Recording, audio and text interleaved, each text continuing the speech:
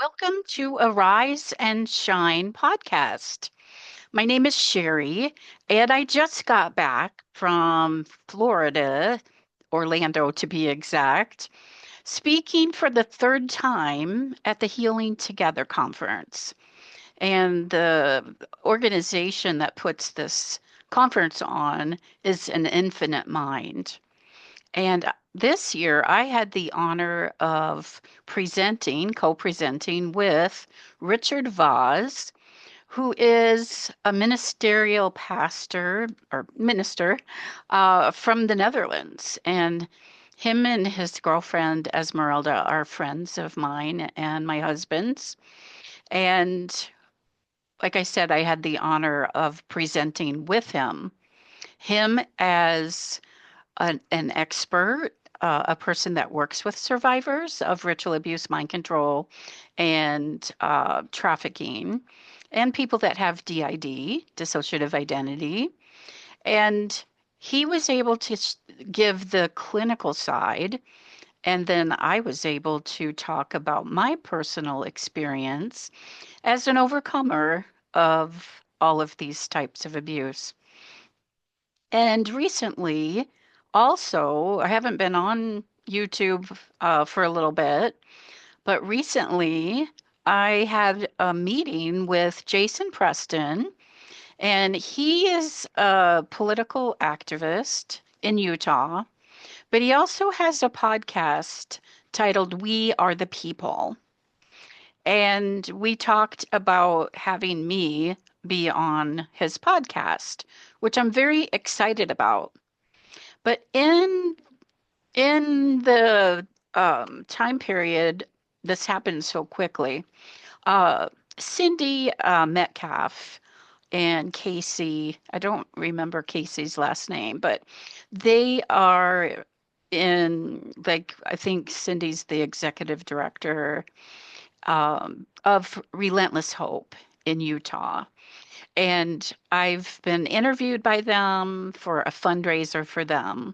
And so I get this email from Cindy, and like the next day, would you like to meet Jason? And that they're doing some podcasts with survivors and speaking out, raising awareness. And oh my gosh, Relentless Hope and Jason and his wife Alexia, they are doing so many good things to help to prosecute, speak out, the criminals that do these things, which I think there's only like a 3% rate of any of these types of things going to court. But that's a whole nother thing that could be a whole nother podcast. But I was so touched by what I found about Jason and Alexia.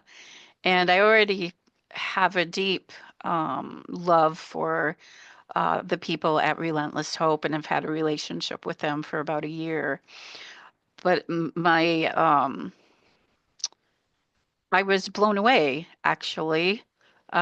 Jason and Alexia, I know they have all these other things that they're involved with, but one of the things that I believe they were called to do by God was to go from being in the political arena to believing survivors and speaking out and standing up with them. And I was so touched by a podcast that I watched with a woman named Mary Beth. And since I've been watching some of the, as I'm able to, watching some of the other podcasts, Jason and Alexia have been having multiple survivors telling their story. And I feel like there's this movement that I've never seen before where survivors are speaking out. They're telling their stories, even though we have been silenced on purpose, and that is programmed into us through purposeful, engineered splitting of our personality, or our psyche, and then being shown what will happen to us and others if we talk. And they get very sophisticated with all of that, but basically, keeping silent is actually harmful to us. And I want to just really talk a little bit about the fact that there's a lot of very brave people like Jason and Alexia and the people at Relentless Hope, and I know there's other ones too, and all the survivors that do remember and do tell even a therapist. But when we speak out, write books, have blogs, podcasts, and like go to events, and recently Jason was a part of a rally, and then I watched the vigil. I was so touched. But anyway, back to being silent, and that actually being a way that we can have safety, because these abusers do everything that they possibly can to silence us, but then to keep from being exposed. And when we speak out and we use our voice and stand, especially when we stand together, and the more of us that do this, we become a threat to them, to the criminal networks and the abuser groups that do these things. Now, I do want to ask you to please be praying for Jason and his wife, Alexia, and their family, because they're speaking out.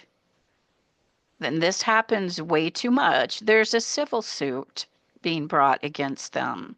I didn't do a lot of digging into that, but I do know that that is happening. And I looked at a video of We Are the People, and you can find Jason and Alexia's videos on YouTube. And I think some of them have even been taken down. So you can also probably find videos and podcasts on Rumble.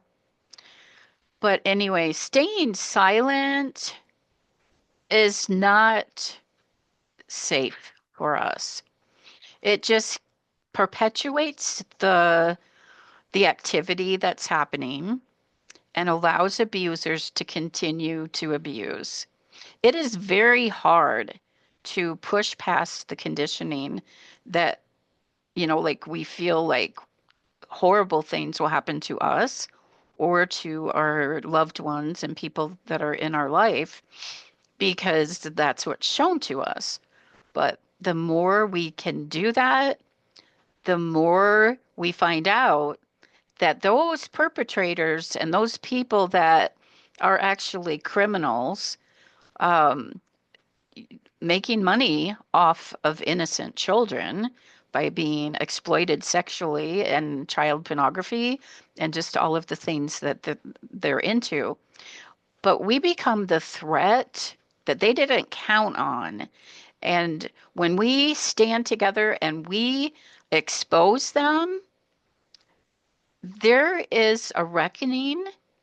And I believe that there is a big movement, and I want to be a part of it. About 4 or 5 years ago, I was at the Ark Encounter and the Creation Museum, and I was a mess.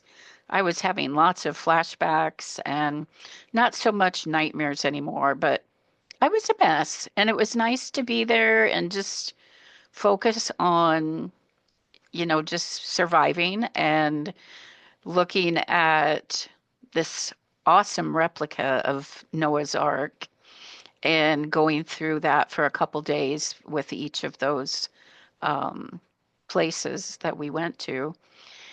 And while I was in a restroom of all places, um, I felt the Lord letting me know that He wanted me to be a voice for the voiceless and speak out for those who can't speak for themselves. And I was like, How am I supposed to do that when I am a mess, literally a mess? And I looked up, and right in front of my eyes on the back of the restroom door was this poster of a woman speaker. I don't know who it was, but it was a poster advertising that this woman was going to be speaking.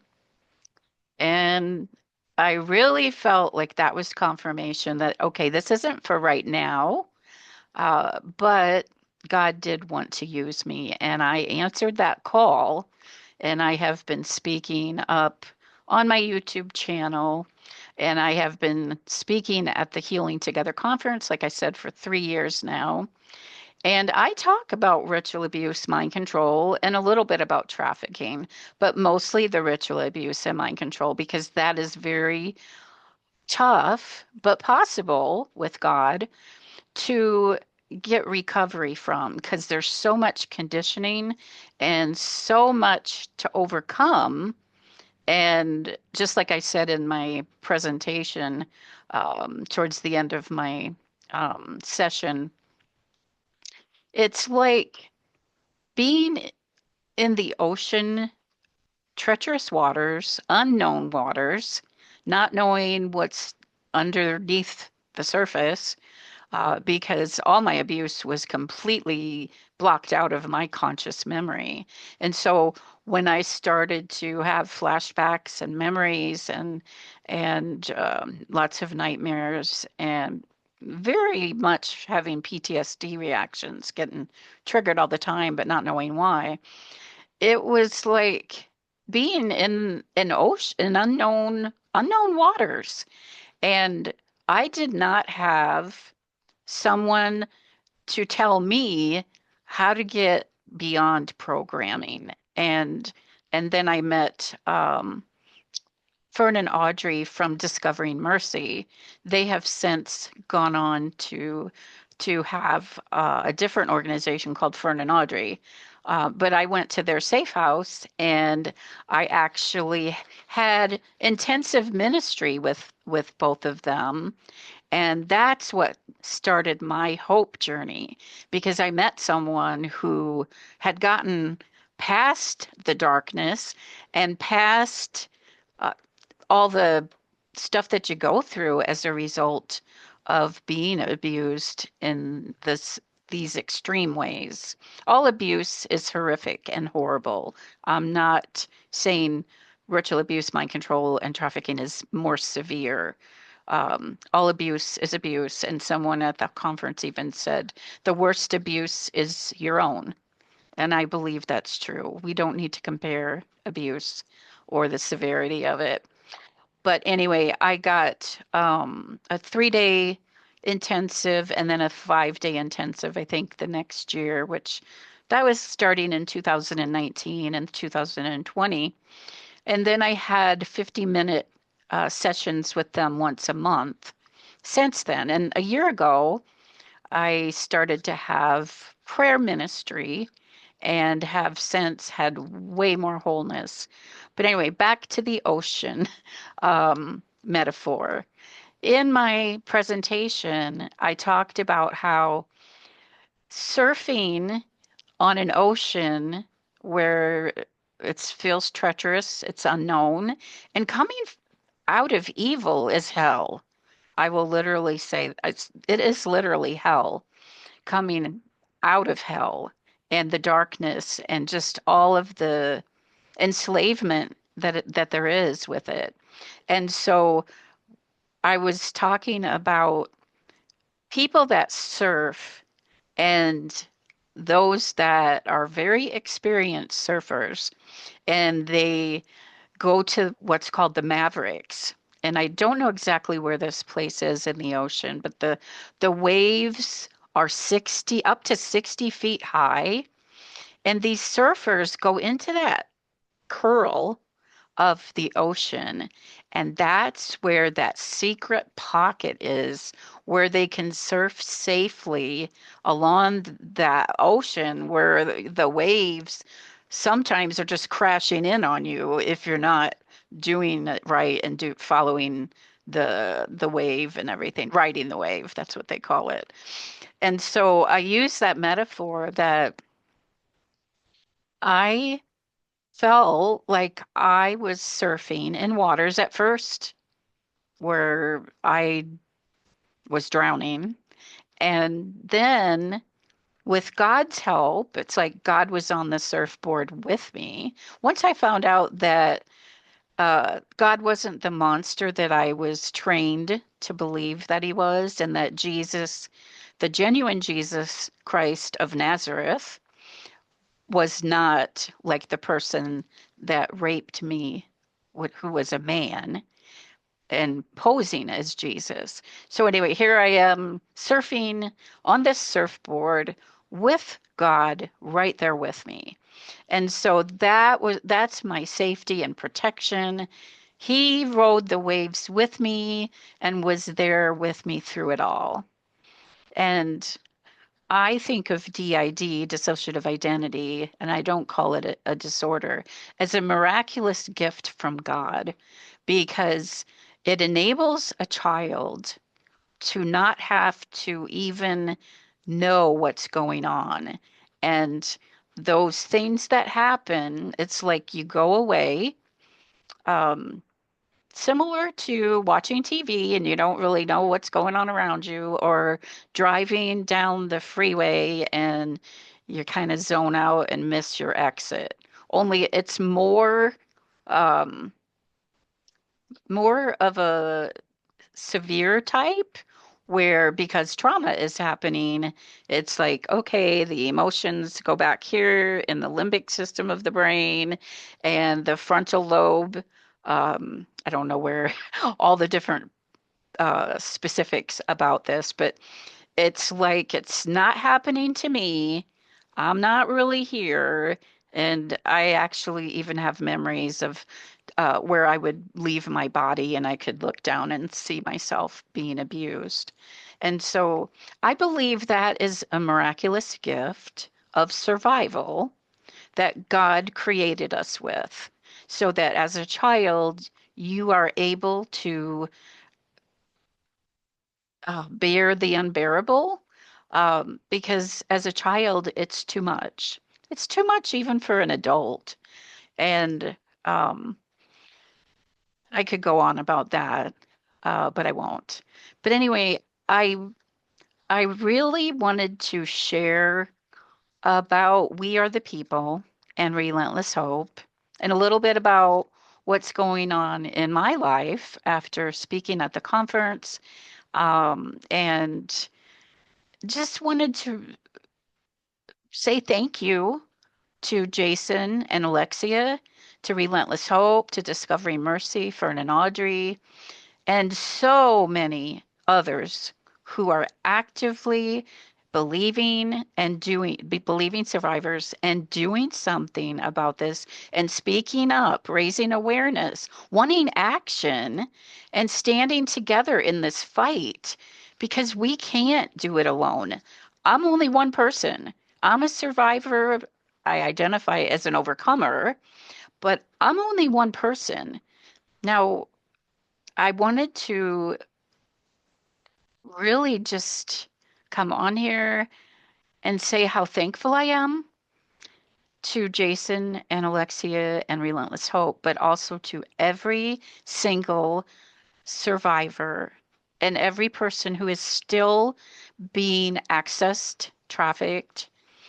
There is hope. I really believe there is something happening in the spiritual realm. And it's like people are being called to to believe us.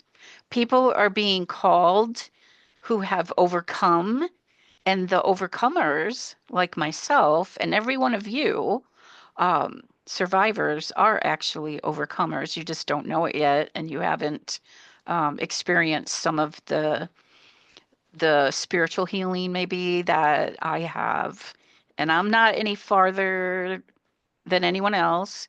I have been at this a long time. But just like I told people in my metaphor of being on that surfboard, I'm not surfing in front of anyone. all the other survivors. I'm not surfing behind anyone. We are surfing together, and together is how we get out. Together is how we get others out. Together is how we, okay, so there is so much isolation and having this all be a secret and all being hidden because these people do not want to be exposed. But together, we are bigger. Together, we are better than just one person. And Jesus came to heal the brokenhearted and set the captives free. Now, when you're in the darkness and all of that stuff is unknown to your conscious memory, you're actually held captive and you don't even know it. You don't even know what you need rescued from or have escaped from. But together we can help each other by using our voice and telling the truth about what is done. But mostly, I don't want to talk about trauma, but I am doing like a training series for therapists and others that are actively helping survivors. I will talk about specifics there. But my desire and my goal is to give hope and to offer encouragement and help to empower those who have been oppressed and silenced and feel like they need to withdraw and isolate and protect themselves because that only perpetuates what was already done to us. And none of the abuse that has happened is forgotten. God saw it all in a good way. Now, during abuse, I know I was told that they are watching me all the time and they can see everything I do, hear everything I say, just all of that stuff. And that God wanted these things to happen to me and to others. That is not true. God is a loving God. And I'm so thankful that I found the truth because the truth is what sets you free. And I believe that every survivor can get freedom because I believe that God created us in the first place and we have incredible resilience. Yes, we will have effects of all of this trauma, probably for the rest of our lives, but there's hope, and his name is Jesus Christ of Nazareth. Now, I have a desire, and I have had where I have been able to get angry in a righteous way about what was done to me and also what was done to so many other people. And God has helped me to channel that anger and use it as a catalyst to like, okay, I'm going to take a stand. I'm going to rise up. God help me rise up above this.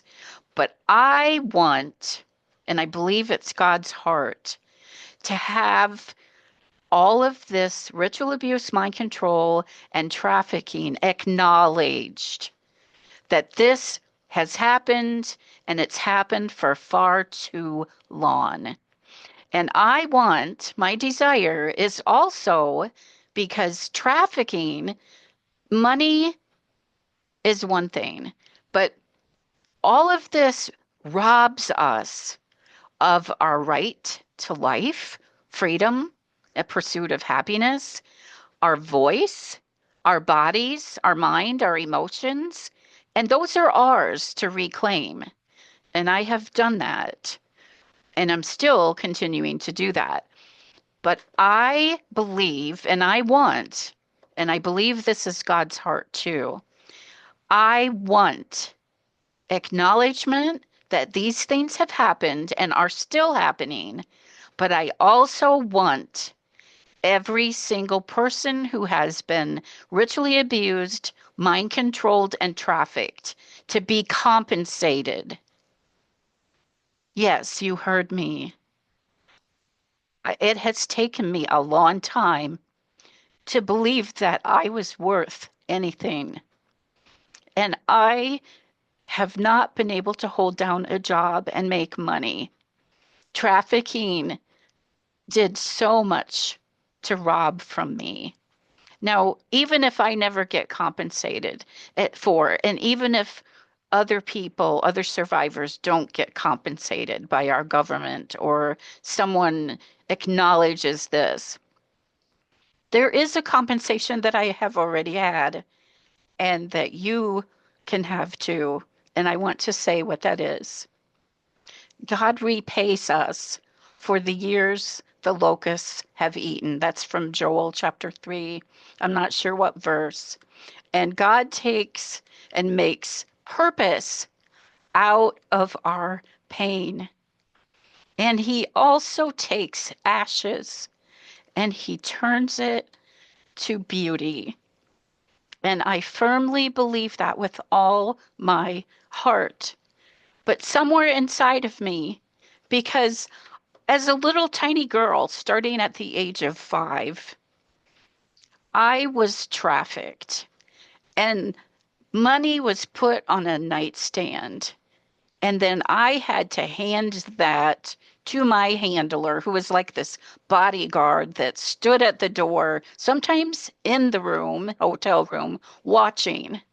And I had to hand that money to him after my body was exploited for money. Children should never be for sale. A human being is not for sale. And the thing is, these perpetrators want the youngest children that they can get. Now, when I turned about 10 years old, I was replaced by a younger girl, and I had to watch this girl being groomed. She was probably about 5 years old, right in front of my eyes, being trafficked. And I couldn't stop it from happening. And I had to watch her. It was horrible. Now, thankfully, this was all out of my awareness, but God helped me to remember enough of it. Thankfully, we don't have to go through all of it. But when they were done,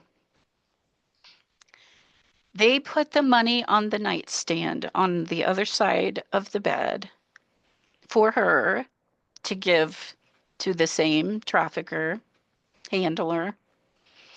And then on my nightstand, on the side where I usually would get my money, they put a penny on there.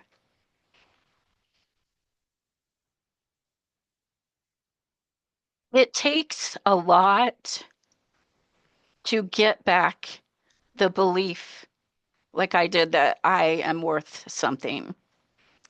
And for some reason, God has not redeemed my finances yet. Now, maybe He's waiting until I fully believe in my worth without making money. And I think that's probably true because until I fully grasp that, making money would still be where I get some type of worth from. No, it's not okay what was done to me, and it's not okay what is done to any child, teen, adult, where these people are making money off of them. And it's a multi-billion dollar industry. And as long as there's a demand for this, there will be supply. But we need to stop what is happening. We need to wake up. We need to rise up and shine our light of Jesus' light on the darkness and expose this. I feel bolder after having talked to Jason, after having Relentless Hope out there, helping survivors, doing what they can. It's like we need each other. We need to believe each other. We need to believe that this really happens in our own backyard, not in some other third world country. It happens right here in Iowa, in Utah, where Jason and Alexia and Relentless Hope are working tirelessly, and they're not getting paid for what they do either. It is beyond comprehension how evil has such a disdain and disgust for humanity. And what is done by evil men and women, because it's both, is incomprehensible. I hope that those of you that are watching have not experienced this. But if you turn a blind eye and just look away, there are so many children, and this starts even sometimes the abuse starts while the baby is in the womb and the mother is also being ritually abused, and things are being done to the baby even before the baby is born. But we can't turn a blind eye to it. I don't know what I would do if this hadn't happened to me, because all I have as an experience is that this happened to me. But I do have a heart of compassion for myself, for other people, and we do need to do the right thing. There is a Bible verse that says to speak up for those who can't speak for themselves. And I'm doing that. And I hope that you will join and do that too. Share my video, subscribe, hit the like button, and please be praying for Jason and Alexia, Relentless Hope, and all the survivors that are needing healing and escape, because, and all those children that are being groomed and trafficked and just horribly abused.